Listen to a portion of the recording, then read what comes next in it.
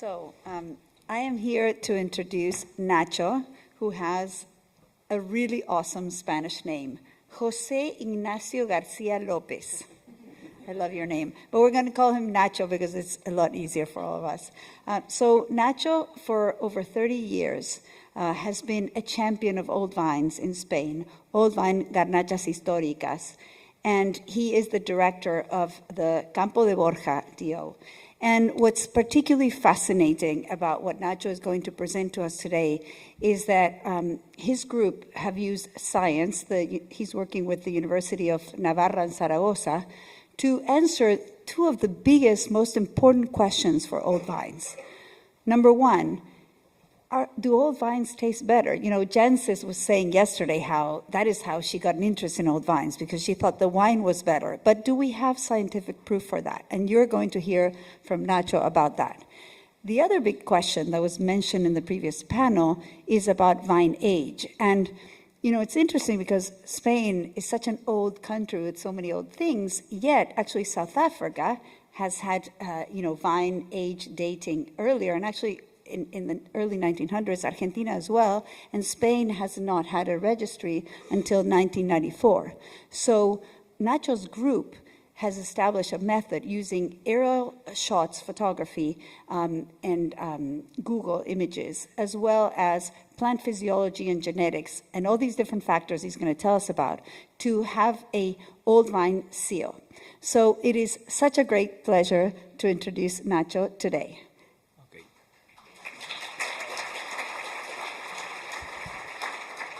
Well, thank you very much to Sarah. Thank you very much, Belinda. And of course, thank you very much, Laura. I'm sorry for my poor English. I studied all my life French, but now all people speak English, and I need to speak also, okay? Well, good morning, everyone. It's an honor to be here at the Old Vine Conference to me, representing the Campo de Borja designation of origin in Aragon and Spain. The project we present today is called Historical Garnachas, and I inspired me when I start to study the diploma, the WSET, and I studied the Barossa, the Old Vine chapters, the South Africa, Rosa Kruger, and the historical vineyard of California. For that, I think in our regions, in Aragon, the birthplace of Garnacha, the fifth grape variety at this moment, later than Cabernet Sauvignon, Merlot, Pinot Noir, and Syrah, was important to preserve and to promote this grape variety, and formed an important group of work. Is called in Spanish Grupo Operativo, with the important financial of government and European Union, okay? And we can study the system for can certificate the age of the vine, and also we have in the University of Zaragoza an important laboratory with 18 doctors with the Dr. Vicente Ferreira. Better than me, it's possible to explain with a video, okay, if you want to see, okay? Yeah. So let's watch the video.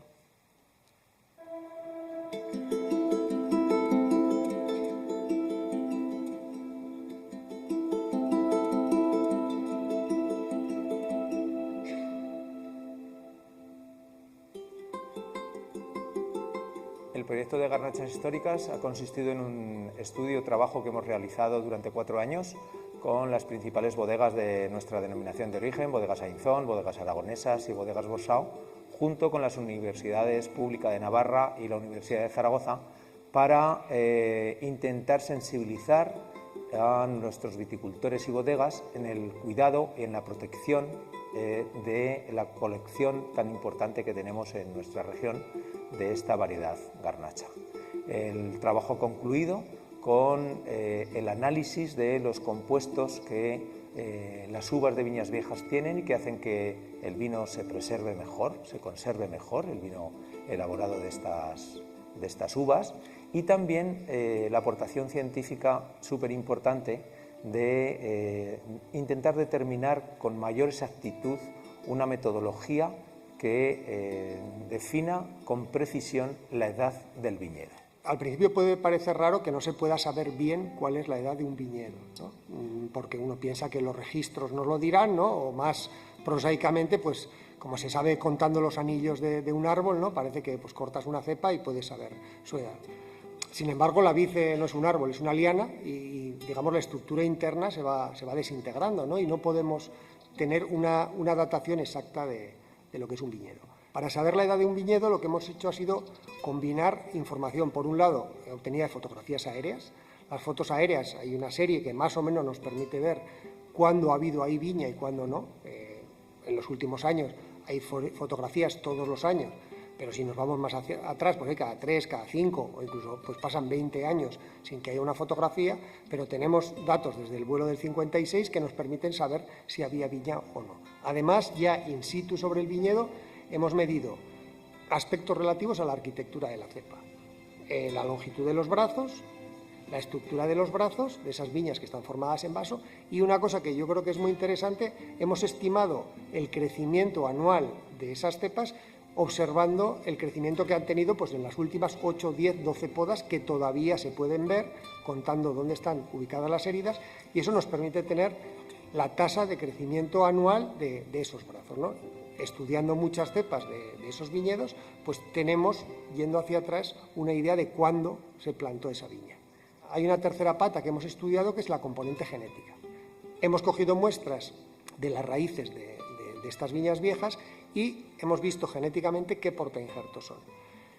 Los portainjertos es como todo, ha habido épocas en las que unos estaban más de moda que otros o en las que estaban más disponibles. Entonces, aunque el portainjerto solo no te va a decir la edad del viñedo, sí que te va a decir en qué época es más probable que se plantara, porque es cuando ese portainjerto estaba de moda. Entonces, la gracia de esta metodología que hemos desarrollado y que yo creo que es interesante y la hemos presentado en un congreso científico, la gente ha mostrado interés, es que integramos muchas cosas para que con todas esas tenemos una foto de dónde creemos que está la edad de ese viñedo. Lo que estamos realizando es el escaneo de una cepa que ha sido podada. Para ello utilizamos un escáner, que es este que tengo aquí, que es un escáner Artec Spider, se llama, y consiste en ir sacando imágenes de la cepa y se van reproduciendo directamente en el software que tenemos instalado en nuestro portátil, y podemos ir viendo cómo se van solapando todas estas imágenes y nos da una imagen real en tiempo directo.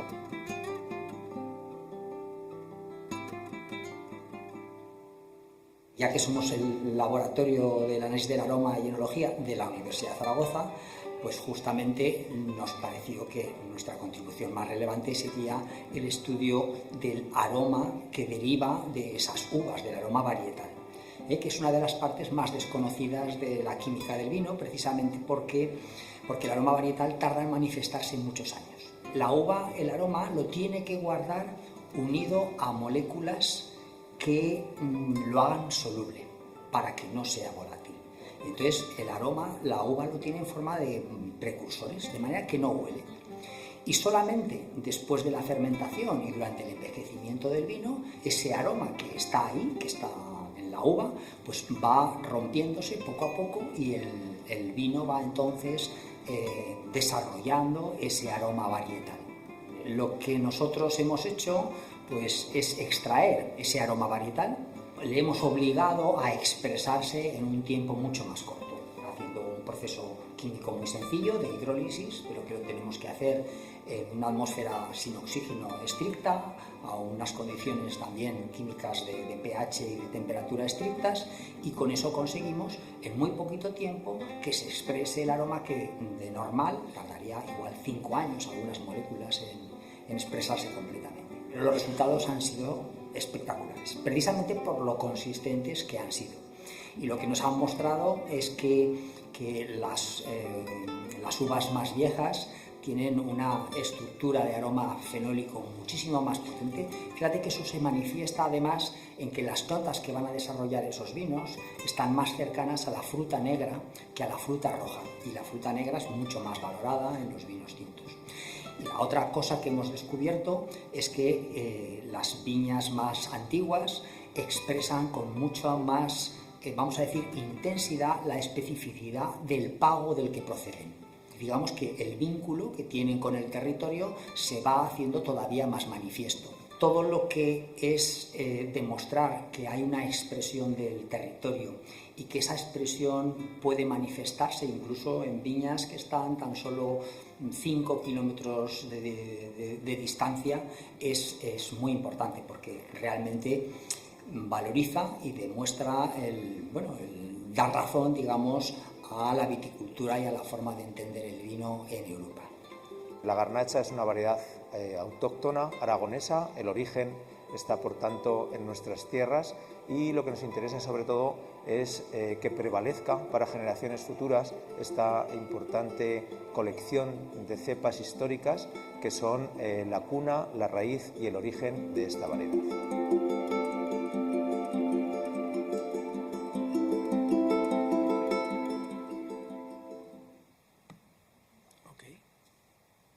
Well, if everybody did a video this good about their work with old vines, I think we can achieve the consumer request from the previous panel. So really, I mean, can we clap for it? That's like, wow. Thank you very much. Well, I'm going to ask some questions to Nacho. First about the vine aging project, and then about the sensory analysis. So, sorry, I'm going to read. Rosa, thanks for making that allowable. So, how did you combine the knowledge of historical planting practices, genetic identification of varieties and rootstocks, and historical aerial photos to determine the age of the different vineyards and plots? We combined three independent sources of evidence to create a probabilistic age estimation, but also the historical aerial photos and the genetic identification must be taken into account. The morphological study with the analysis of the view pruning cross section proved to be the most effective, simple and practical method for estimating vineyard age. Under the condition of Campo de Borja, very strong continental climate with less than 300 liter per meter in the year, okay, and the geology and or type of soils, the average annual growth in 84 plots studied was 1.55 centimeters. This is the key data in this study in our conditions for bush vines in dry farming cultivate. Okay? Well, thank you, Nacho. So we want to do this in Argentina, and I think they want to do it in California. So do you think it is possible to use the same methodology in other regions? Yes. I think this method could be used in other regions, of course, but it will be necessary to study a sufficient representative number of plots of similar characteristics for obtain data statistically significant. Okay? It will require calibration for each variety and special condition for each site. Yes, I want to add a little comment to this, that at the Catena Institute, we do a lot of collaborations with countries that have completely different climate, soil. But what we're talking here is about a method. And I agree with everything that Nacho says. You know, calibration is important. But even more important is for somebody to come up with a good method. Because once you have that method, you know, you can do the calibration. So let's all collaborate. I think this is going to be the final message of this whole conference, and so exciting. And actually, we collaborate a lot with California and UC Davis, which has been such a generous institution with us in Argentina, and we're very appreciative of that. So in the case of Campo de Borja, following this study, oh, I'm reading your part, Nacho. Yeah. Oh my God, this is horrible. Okay, sorry. Now we go into the next question. So do you think that this methodology can be used to give an old vine certification? Yes. In the case of Campo de Borja, following this study, we have modified the specification, the rules for the Campo de Borja designation of origin to incorporate the term historical garnachas in plots that are 35 years old or older. Okay? Therefore, as a certification body, we can carry out this work from the regulatory council and pass the accreditation procedure carried out by the national entity. ENAC is a very strong body. Okay. Thank you. So Nacho is now going to tell us a bit about the other study, the aroma analysis. Okay. Well,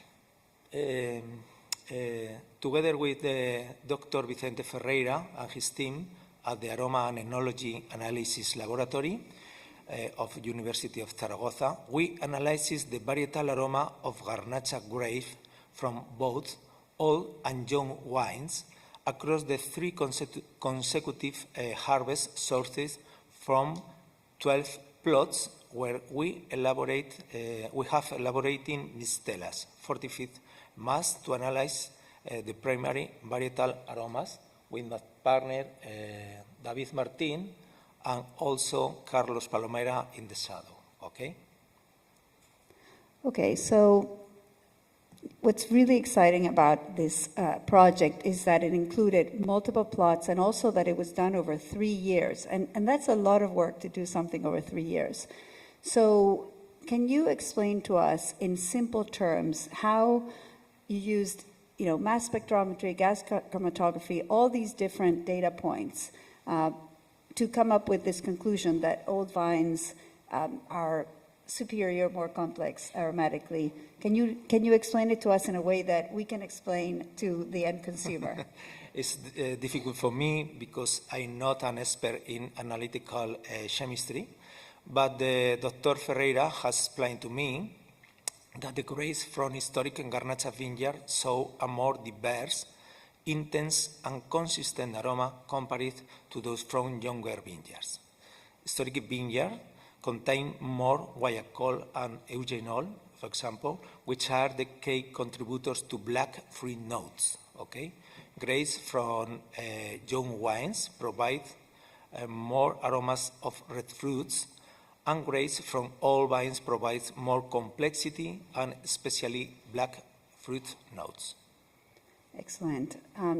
So it was really nicely explained in the video that you have found that old vine Garnacha expresses terroir more intensely than a young vine Garnacha. Can you explain that to us also? Yeah, we have analyzed 6 locations in our area in 6 different villages with 6 different altitudes corresponding for our 6 cooperatives who represent more than 90% of production in Campo de Borja. Okay?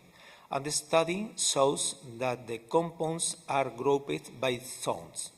Pozuelo, Magallón, and Tabuenca is low and high zone, okay, between 300 meters to 900 meters, okay, exhibit higher level of varietal thiols, vanillin, etc., providing freshness and fruity aromas. And Borja, Ainzón, and Fontejalón, providing more floral notes. For that, historic vineyards express the varietal character linked to terroir. Okay? In this picture, the young wines is grouped in red color, near to, is more similar, okay? Always, the aromas in young wines studied is more similar and simple, and in historic vineyards, the aromas is more complex and diversity, link it to terroir. Okay? Excellent. That's amazing. So now about the money question that we all keep on going back to. Do you think that based on your studies, the Spanish government and the EU will be funding other old vine projects throughout Europe and Spain? Yes, I think, of course. I believe the Spanish government and the European Union should strongly support the preservation of old vine because they are a source of richness and complexity, and they should fund these research projects in the future. Excellent. I'm sure the Italians and the French in the room are very excited.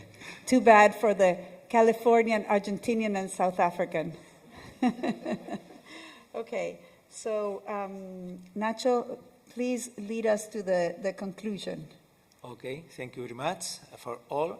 Well, this is the final picture for us. It's a vine planted in 1939, yes, the same year whom my father was born. Okay? Oh, that's beautiful. Wonderful. Okay, well, I think this is amazing, this research, and very inspiring to all of us who care about old vines. I think it really does matter if you can prove with chemistry that the aromas are more intense and that old vines show much more terroir. So I think the work you're doing in Spain helps the whole world. And I love that about wine, that we all care about all the other regions and all the other wines because we're in this together, and it is a big fight, you know, in so many different ways. So I am personally very thankful for the work you have done, Nacho, and I think we should open to questions. Yes, Alder. Is somebody bringing the mic? Okay. This is great research. Thank you for doing it. My question is with regards to the process of getting the age of a vineyard. I didn't get a good sense of how long that actually takes. So if you were going to determine the age of a vineyard, does it take like multiple vintages for you to be able to do that, or can you go into a vineyard and do it, you know, in the space of a few days using the techniques that you have? ¿Entendiste bien? No. Lo que te pregunta es si cuánto tiempo te lleva llegar a determinar la edad de un viñedo. Si lleva un mes, vas una semana y lo haces, o te lleva varios meses, un año, varios años. In this case, 4 years. Okay, it's necessary to mature a lot of plots in different sites with the same environmental and growing methods, okay, and bush vine. The university studied a lot of vines in each plot, okay. It's possible 1 or 2 months, I think, okay.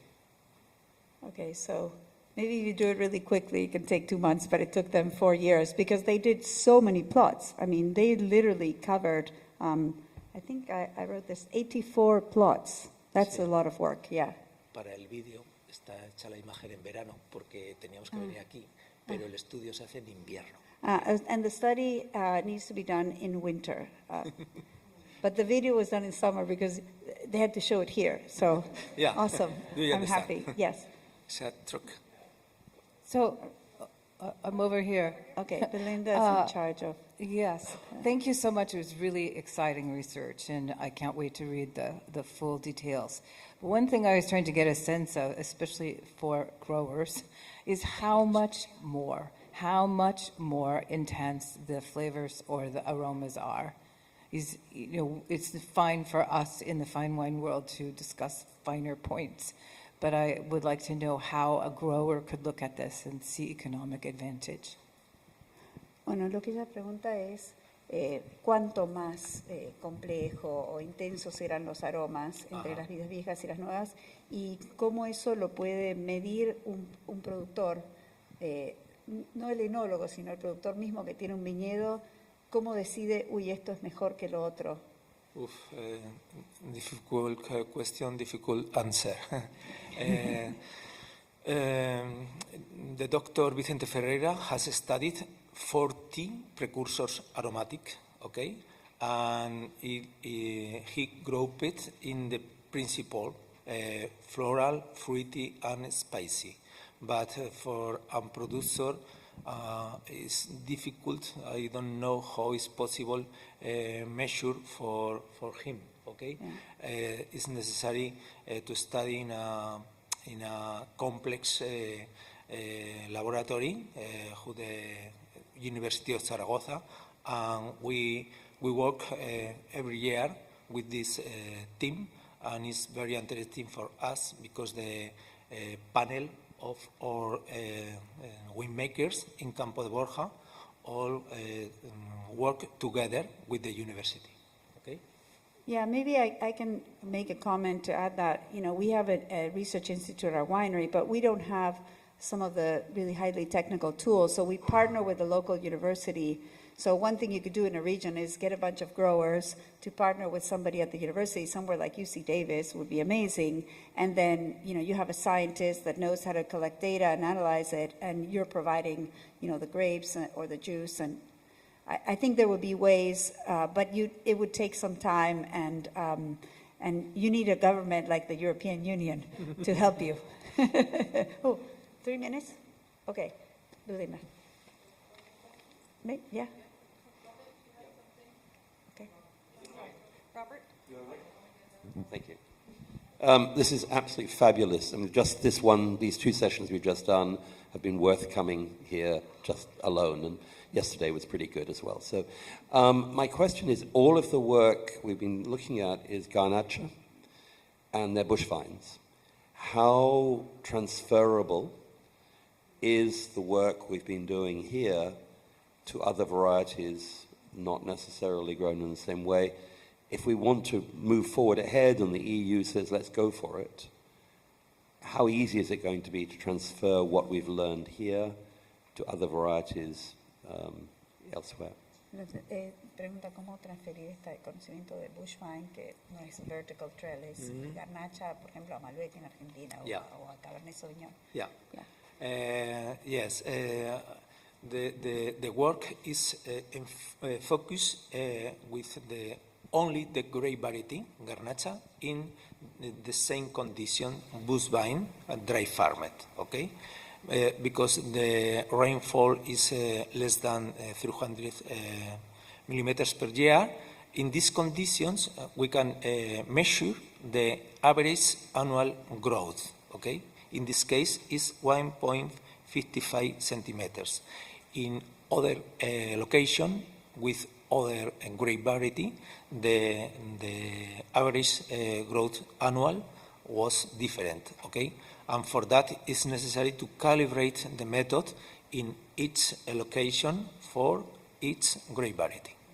Yeah, and I will add something that I asked Nacho before, which is also you're looking at, Massal selection clones. So what he said is that they had actually checked the genetics and they were quite consistent within all the different plots. So yeah, you would have to take those 4 years for sure to use this method somewhere else, is my opinion. Okay. It's pretty complex. Okay. I think we're done. Thank you. Okay, thank you very much. Bueno, gracias. Laura, salvaste la vida. Finally, Spain and Argentina together again.